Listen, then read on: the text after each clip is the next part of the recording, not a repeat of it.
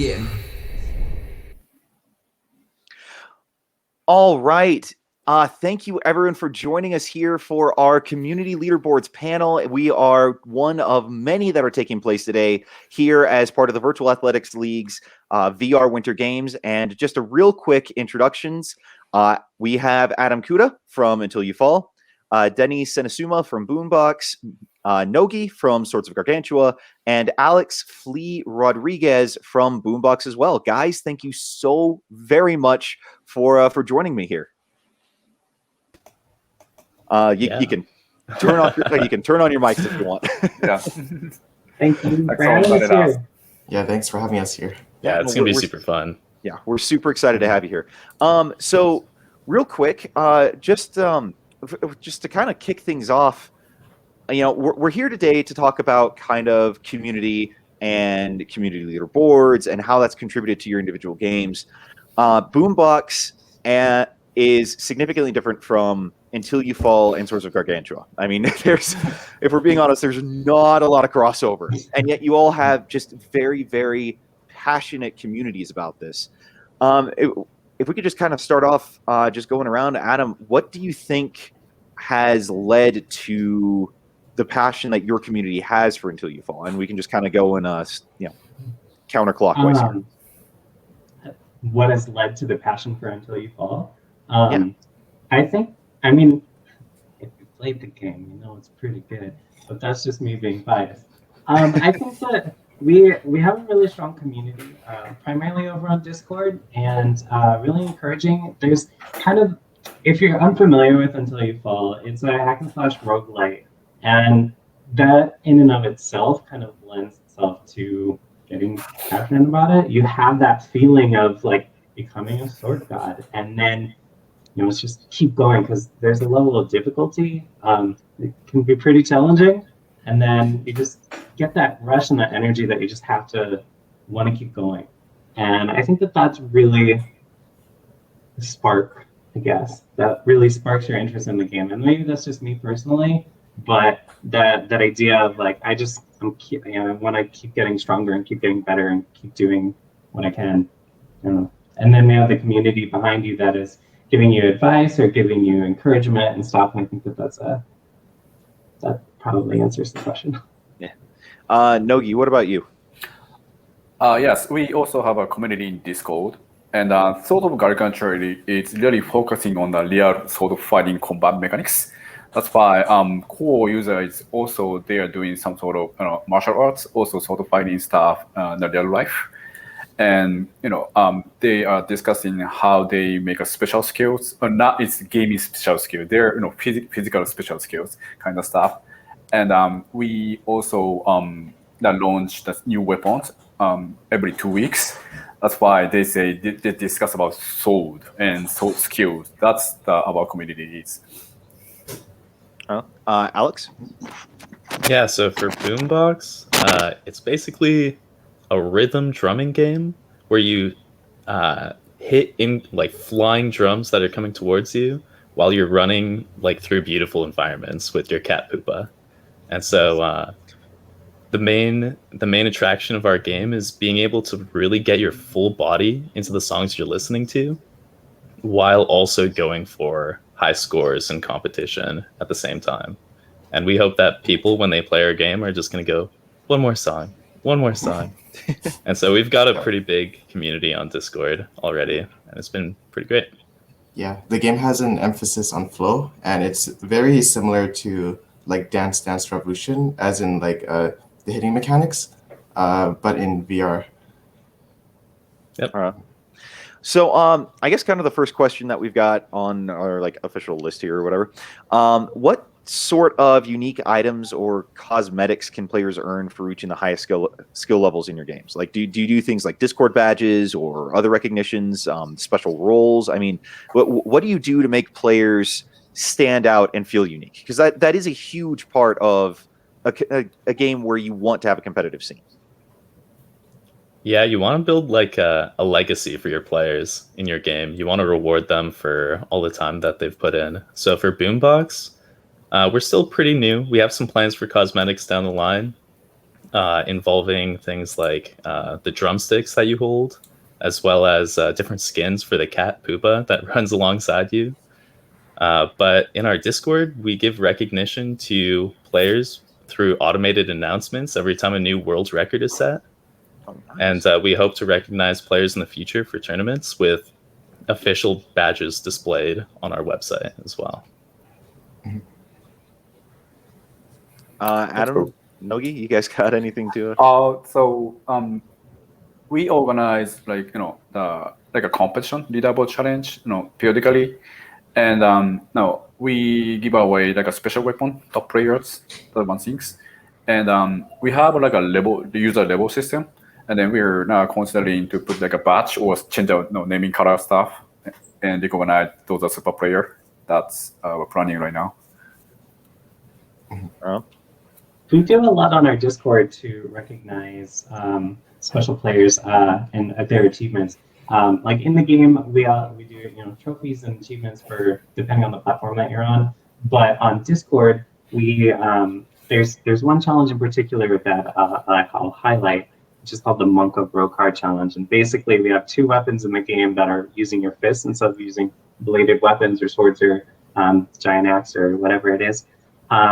And so that changes the mechanic significantly. Instead of blocking, you have to then dodge. So it's much more physically active and very challenging. So if players can submit proof that they've completed a run using these these weapons, then they are rewarded with special Discord role for the Monk of Rokar. And we actually, just as a community, banded together and created even more layers on this to prove even higher skill levels. So if you can complete that challenge with your levels at level, or with your weapons at level 1, then you get a different Discord. And then if you can beat it on the highest difficulty with those weapons, then you get a different Discord role. And if you can beat it on the highest difficulty with the weapons on level 1, then you get an even bigger, more pronounced Discord role. And we've only had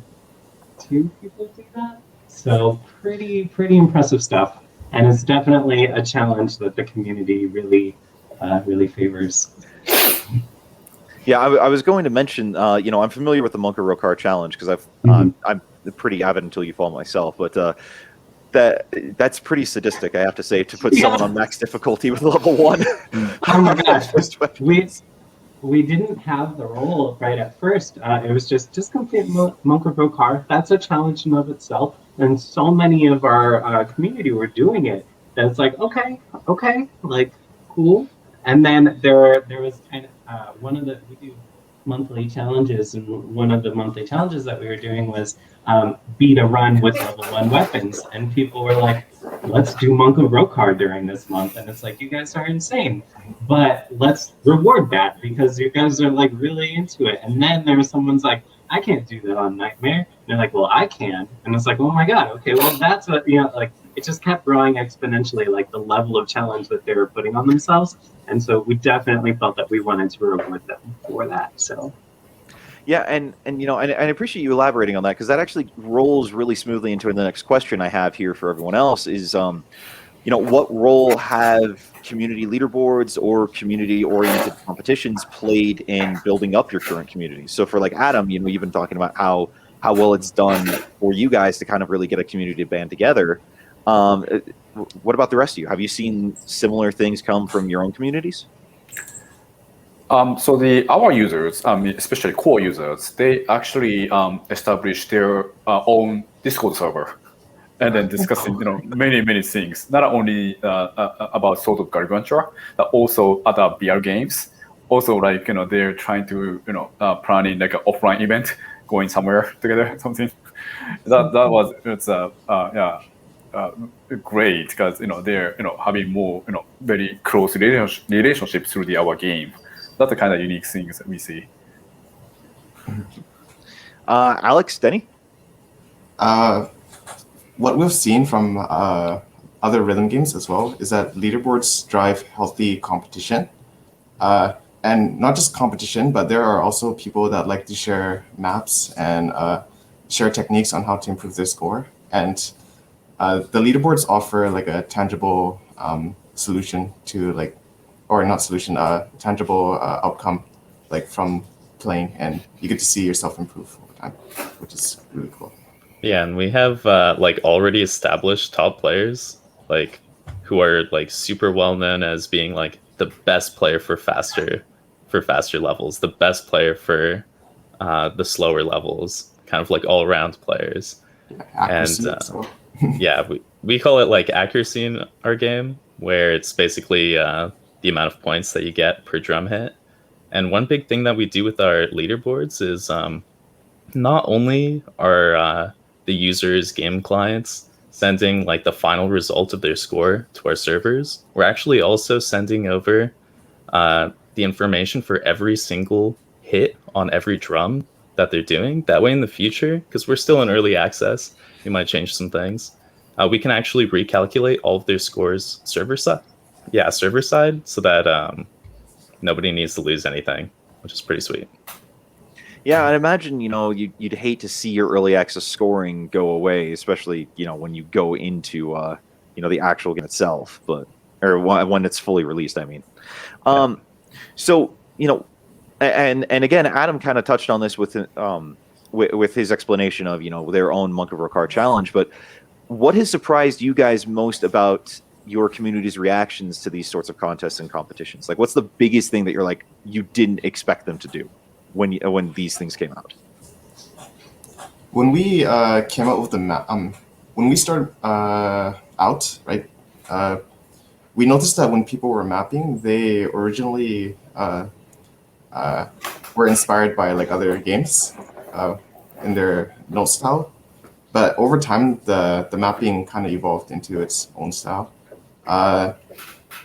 and people are also like mapping specific patterns and trying to improve and share like different techniques like over time.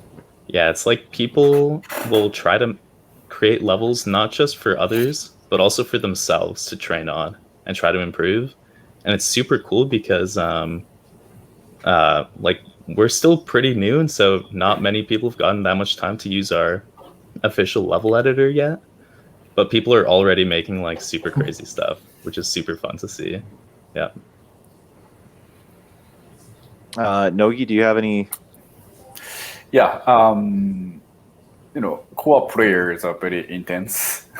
Like I told you, they share the skills on Discord, but this time Winter Games is actually first, competition, collaborating with outside company and broadcasting, the external network. That's why they got more excited. And we've heard that the top players actually put in the enemy spawn patterns on the Excel spreadsheet and then analyze it, the timing, speed, and they try to get a higher score.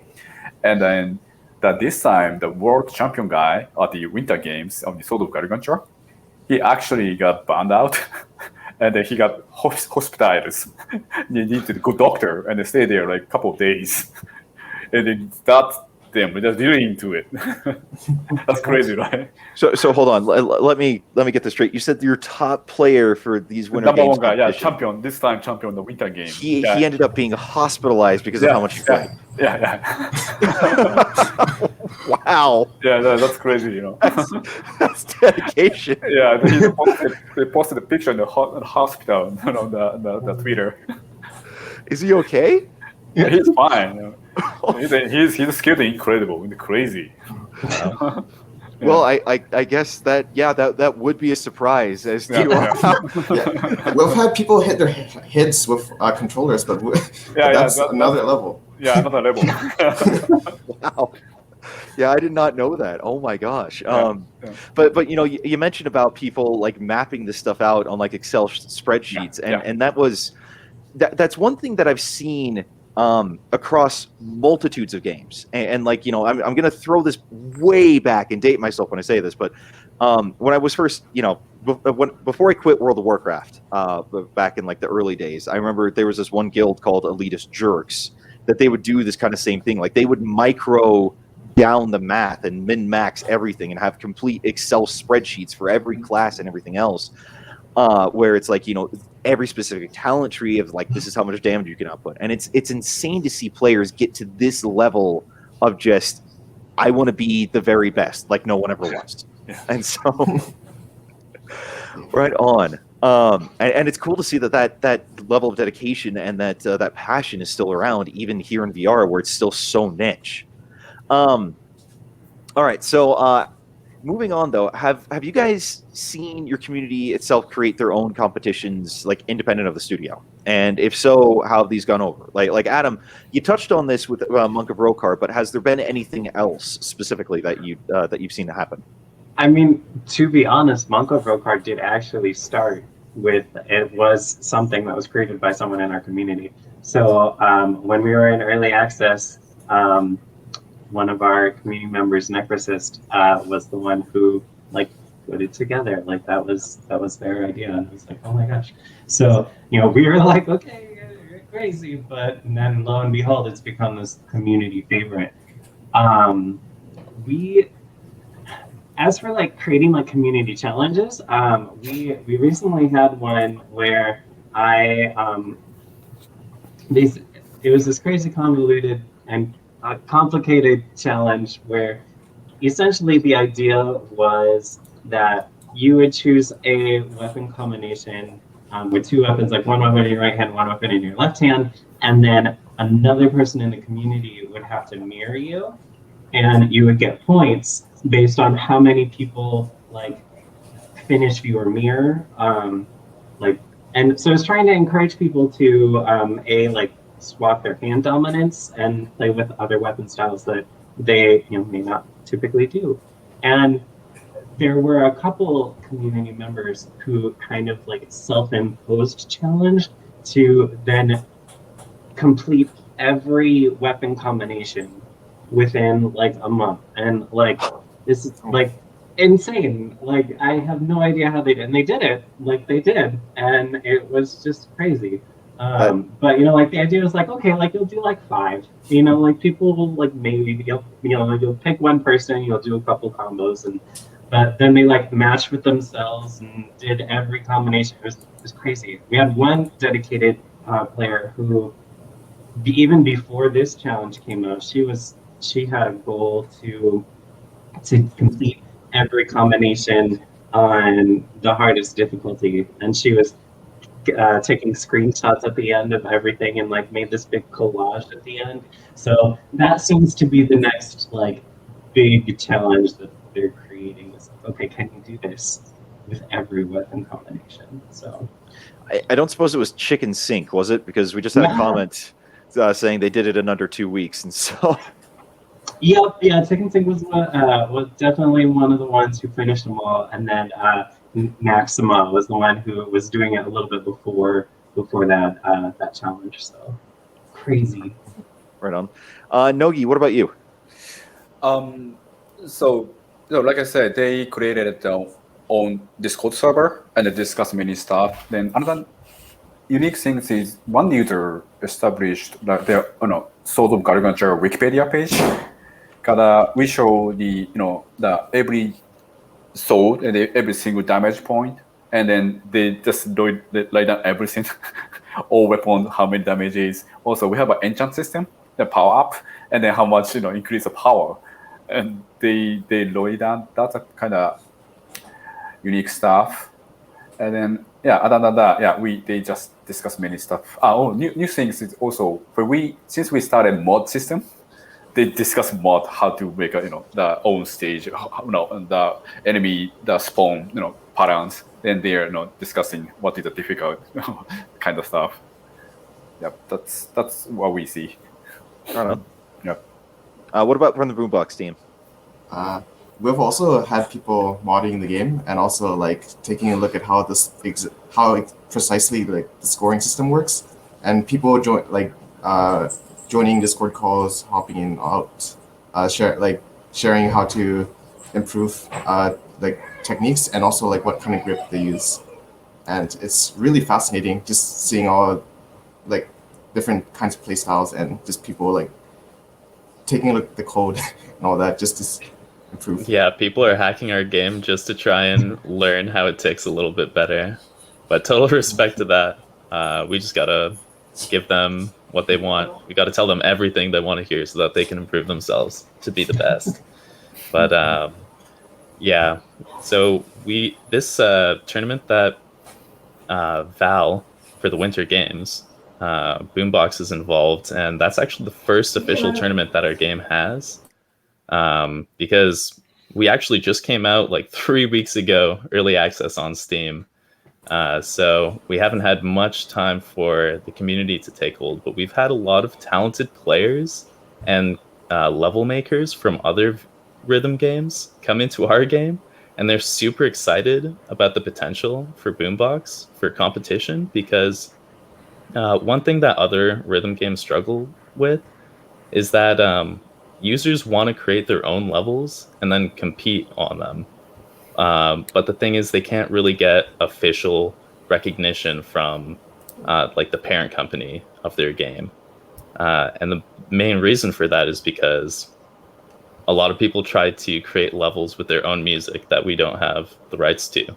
Yeah. So one big thing that BoomBox did is we've actually gotten 250 tracks from different music artists, and we've partnered with them and licensed their music specifically for the community to create their own levels. That way we can officially support them with any kind of tournaments that they choose to run using those songs.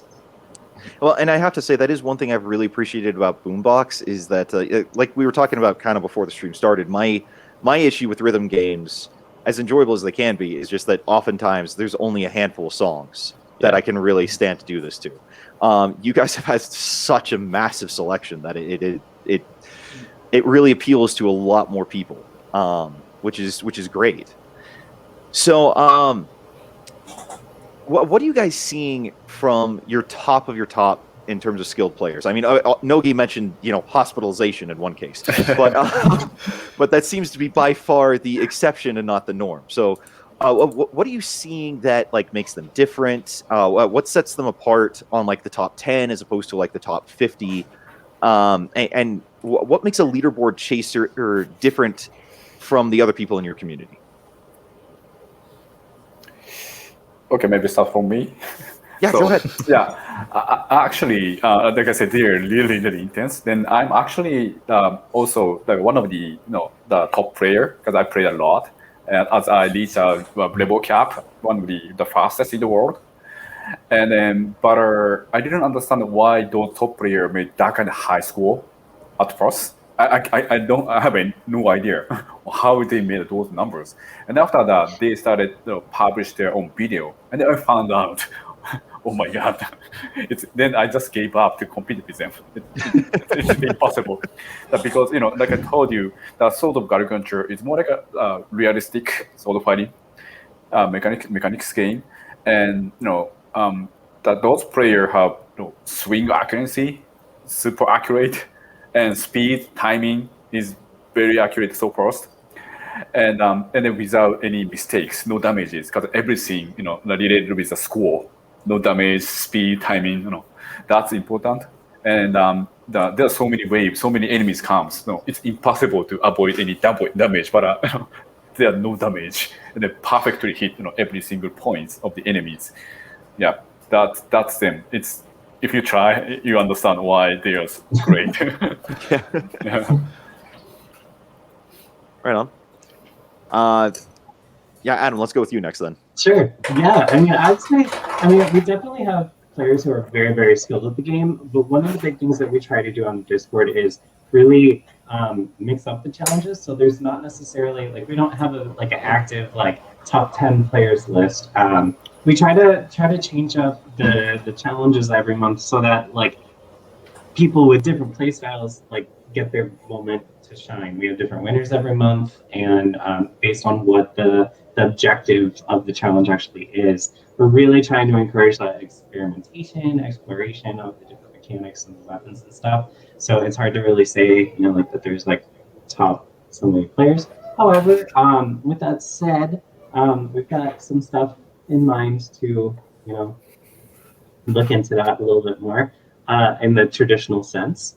And then also in our community at Discord, we have a community leaderboard. So that's something that's been pretty actually fun to watch. Just them kind of competing over being the most active on the server, and watching the people like the more you comment, the higher your leaderboard points go. And watching that leaderboard change is actually something that the community is really into. So, Right on. Nice. Yeah, with BoomBox, the number one thing is like, especially when it comes to rhythm games, the amount of time that you dedicate yourself to practicing, it's like highly correlates with your skill in the game. And so we see our top players just spending like hours and hours and hours like figuring out, okay, so when you swing into this pattern, what's the best way to do this to get the right amount of points? And with the scoring system in our game, it's realistically possible to get a max amount of points for every single drum that you hit, but it's extremely challenging. So the skill ceiling for any single level is almost practically like infinite.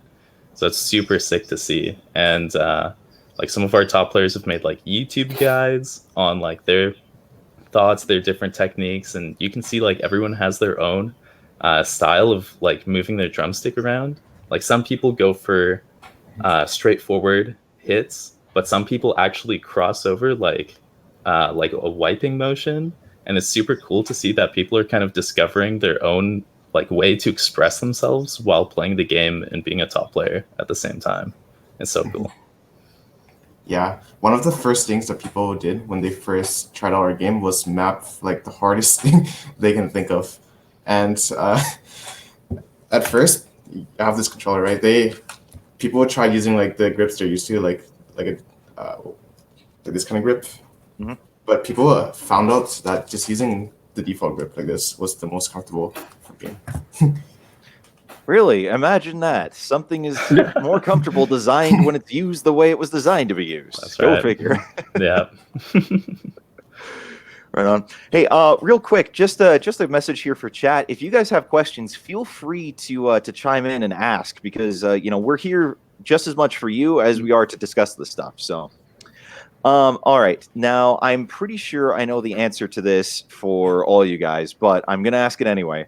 Are people using your game for fitness? Could your game be a workout? Yeah, 100%.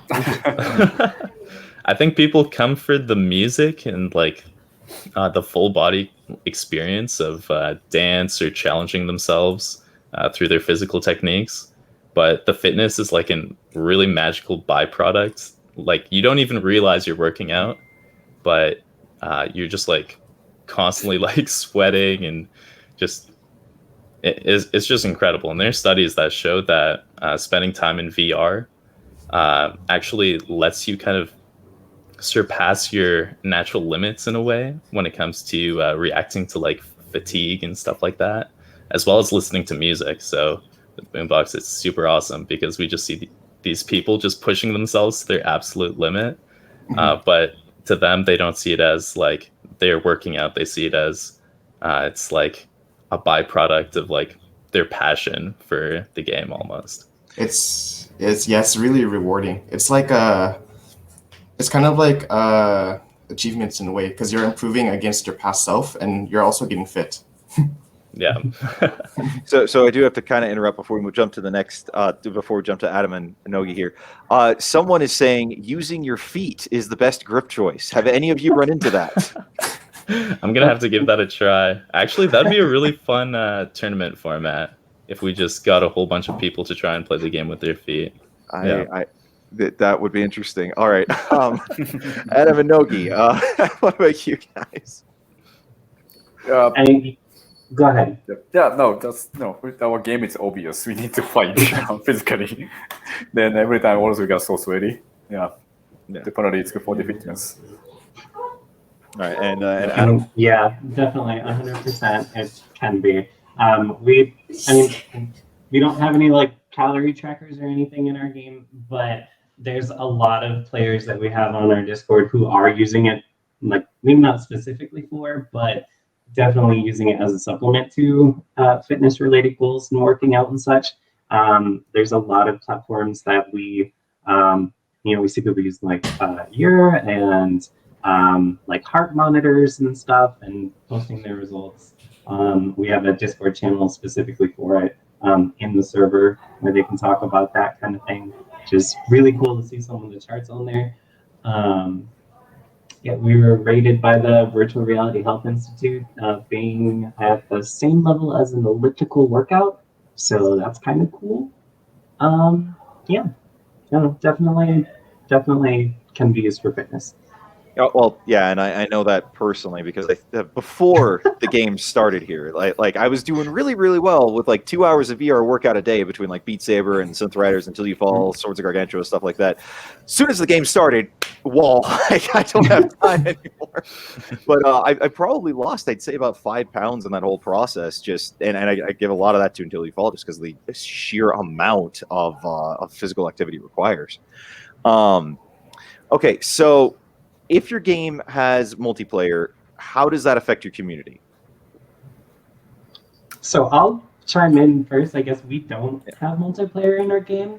It is a single player experience, but the community kind of fills in that gap. We often, like I've said before, we have monthly challenges, and a lot of those implement the other members of your community. So we have quarterly challenges that are faction challenges. So the community kind of divides themselves and they pick a team. Kind of think of like like a Pokemon Go or like a Harry Potter like kind of division. You pick a house, and then the houses compete on different challenges and earning points, and then we award the factions that win. And so that is not only bonding within the other members of their faction, but also kind of sparking that like competitive, like friendly rivalry. So that's a really fun thing that we do to implement a multiplayer feel to the community. And then another thing that we've done in the past was have like a whole community thing. So around Thanksgiving, we had the Eternally Grateful Challenge, where basically the whole idea was to complete runs gathering as much ether, which is like the in-game currency, to gathering as much of that as you can. And they would pool I pooled the totals together, and as the total rose, the like level of actual prizes that the people who entered could win would go up. So it went from like, you can get a poster to now you get a t-shirt to now you can get our soundtrack on a vinyl. Like, it was really cool stuff that they could actually win, and all based on working together, which is a whole other challenge in and of itself, because getting more ether means sacrificing and not picking the stuff that makes you stronger. So crazy tactics in there, but that helps instill that sense of multiplayer, I guess, by working together as a community. So just out of curiosity, do you have like an intense rivalry, like because you mentioned Pokemon Go, do you have something like Team Mystic, Team Valor level rivalry going on there? Which, so by the way, Mystic all the way. Just gonna put that out there. I'm Instinct. Oh, so you're the one. Yeah. No, so we just introduced a 4th faction. We originally had 3, which were the Void Keepers, the Soul Tenders, and the Rune Guard. And we just introduced in January the Unbroken. And so all 4 of them kind of each value different traits and different weapon styles is like the primary thing. So they highlight different weapon combinations, and yeah, so we definitely see a lot of friendly competition during those challenge months. The Soul Tenders have been victorious for both of the big main like faction challenges. So when the Unbroken came into the scene, there was a little bit of that rivalry as like can the underdogs come up, and it's been fun. I don't know. Nogi? So the Swords of Gargantua is 4-player co-play multiplayer game. And if you just click the quick play, and you can just match other users who are online, and you can chat in voice, talk with on the voice chat, and they exchange their skilled stuff. But basically, yeah, as I told you, people still discuss on Discord, and then we have a private room. They share their private room ID, and they play together. That's actually regular, their behavior to get together. Right on. So it sounds like people are really just kind of organizing this on their own, for like the multiplayer co-op, which is really cool. Yeah, probably with original friends or people who just on the online they become friends. Whatever. Yeah, they discuss. Yeah. Right on. Alex, Denny? Yeah, so with BoomBox, we don't have like any multiplayer in the game right now. It is planned for the future. We can't announce anything officially right now, but it kind of feels like people are already finding ways to play with each other. Like you see players streaming to each other either on Twitch or through Discord, and just like watching their friends play live, trying to beat each other's scores, or like helping each other train up, giving each other tips like in real time. And it's really cool to see that kind of like real time collaboration between players when they're playing our game. And so that's been really great. Yeah. There's also like a bit of rivalry in a way, like with the scoring, like trying to get the best accuracy. It's really cool to watch. People. Yeah. Well, right on. So kind of just to tease the audience here, do you guys have anything in the works that you want to kind of drop hints about, or say you can neither confirm nor deny? There's a lot that I can neither confirm nor deny. But no, we haven't really announced anything as of right now, but we do have a lot of exciting things for the community coming up soon.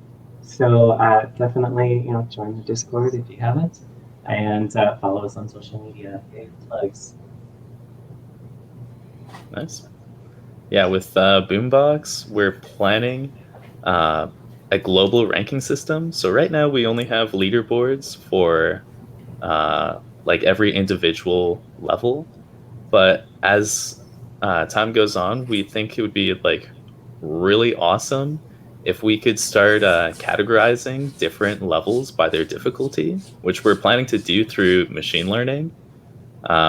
We've already been doing a lot of research, and the CEO actually has a PhD in mathematics through machine learning. So we're hoping to put that to good use, and it's going to be super sweet. Just watching players try to rise up through the global rankings, it's going to be super awesome. Yeah. We've also seen people sharing scores on custom maps. We would also like to support that by adding leaderboards for unranked maps as well.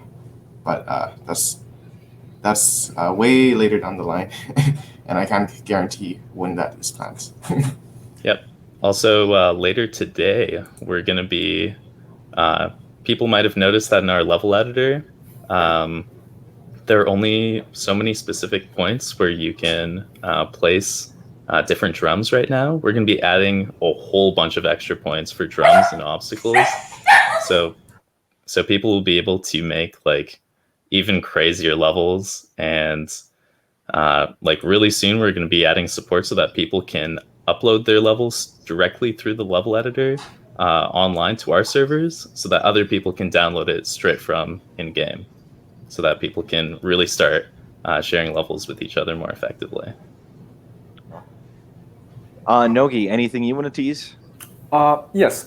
We keep updating game at least like twice or months, and then at least we do the contents update, big update once every quarter, and especially adding features, weapons, the new game mode, and we keep listening what users are saying, and then try to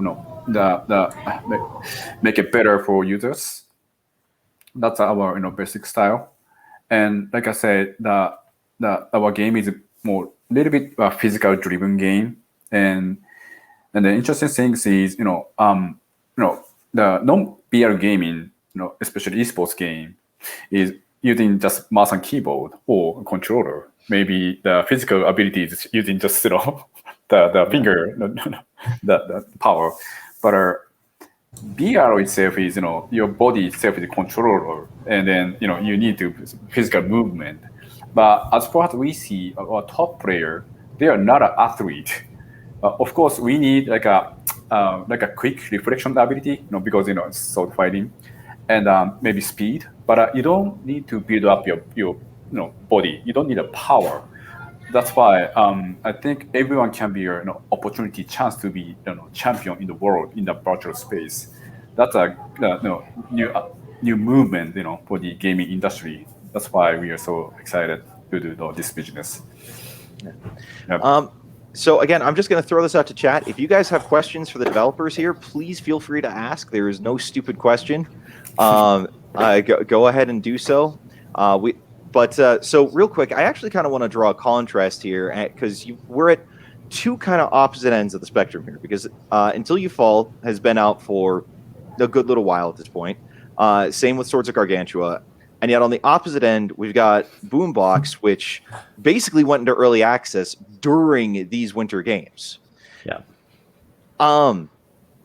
So, like, for Nogi and Adam, what's been the biggest thing that you've been able to do to keep a community momentum going? Because obviously you want to keep a community strong, keep them going, keep them interested for a game to survive. What's the thing that you found has worked best for you guys in order to maintain that? And then we're going to have a different question for Alex and Denny. I think, honestly, a lot of the community momentum is just from the community itself. Like, once you get the dedicated players, like, they're the ones who are now driving a lot of that force. They're educating new players. They are training and helping and encouraging and that kind of stuff. So seeing them kind of take the reins is definitely something that I think is building momentum, because you see somebody do something crazy like complete Month of Rokar, level 1 weapons on Nightmare, and then you're like, okay, if it's possible, how do I get that good? And I think that drives a lot of momentum. But then, like I said, we do monthly challenges, we do actual prizes and giveaways, and then just our devs are really active on the Discord server. And that's also a really huge thing. The community loves interacting and knowing behind the scenes stuff and seeing behind that curtain. So we actually have had weekly chats where we show concept art and talk about the development process, and that's been really cool too. That they're engaging with that style as well. So that would be my big highlights, I guess. Yeah. And Nogi, what about you? So the communication standpoint with users, we try to be more interactive with them, because we should just listen to what they are talking about. And content standpoint, people want to see always want to see the new things, and that's why we try to keep updating games frequently. Especially our games, people are really into the sword and new weapons. Oh, new big sword, new katana, kind of stuff. They want it. And then new skills. That's why interaction, also the frequent update. That's a key for us to keep make users excited. All right, and so for Alex and Denny, like I said, you guys basically went into early access during these winter games, and you've had a very strong community thus far. What have you found to be able to build a community before you even really kind of became accessible to a larger kind of an audience, if that makes sense? Like, what worked for you guys to have that kind of momentum coming into early access? I think the first thing is the editor, right? The community creates their own content, and that itself feeds into the gameplay. We've seen community people, like I mentioned earlier, sharing scores from their own custom maps, and also techniques, and also mapping specific styles, experimenting with the gameplay. And it's really cool just to see the game evolve on its own. There's there's like a meta with the mapping and all that. Yeah, there's no way for us to know like everything that's possible in our game, but people are just constantly pushing the limits and trying to figure out what works and what doesn't, and it's just really beautiful to see. But yeah, we're just like super involved in our Discord. We talk to the community like all the time. We're super open about what we're working on, and we try to like implement like so much of the community's feedback just like constantly, like on a daily basis. It's a huge part of our meetings. We want to make sure that the game is the most enjoyable it can be for as many people, and it's super awesome. Okay, so we've got one question here from chat, and this is probably going to be the last one we've got time for. Of course, it's right when I'm about to ask it, that chat starts going crazy, and I have to scroll up. Okay, so this comes from Wolf Racing, and he's saying, okay, real question. How do you satisfy the needs of both dedicated score chasers and casual players without leaving one of the two feeling left out? And that's a real challenge you can see in basically any game. So it's how do you guys manage that? Part of the rhythm game philosophy is that the reward is like improving against your past self, right? For the more dedicated players, like the competitive players, we thought about like having the community be able to host their own tournaments, and actually the company Cyberspline offering like incentives for people to start doing that. Like for example, badges on their profile or achievements. We don't want to force competition to the more casual player, but we also want to incentivize that sort of community engagement, and I think that's mainly through like competition. So it's kind of like a balance. Yeah, because we understand that there are a lot of people who play our game who just want to dance and don't really care as much about trying to go for the most optimal score, most optimal like techniques. Like they just want to like be natural and free while they play the game. And so we're exploring like different ways so that we can kind of allow them to express themselves in the game without having to worry about their score constantly. Yep. All right, Nogi, Adam? Yeah, so we have like user like a rank system, like roughly say it's like a 5 ranks. Of course, the highest is a very experienced user, and then lowest is a beginner user. And we provide a leaderboard system each ranks. That's why even casual user can compete within the casual users. That's a solution we are doing right now. Oh, it's a really good one. And Adam? Yeah, so this is definitely something that I was really adamant about, especially like when I first started planning community challenges. You don't want to isolate, and I feel like you also don't want to like really cause a clear division of them either. So finding that balance is really, it is challenging.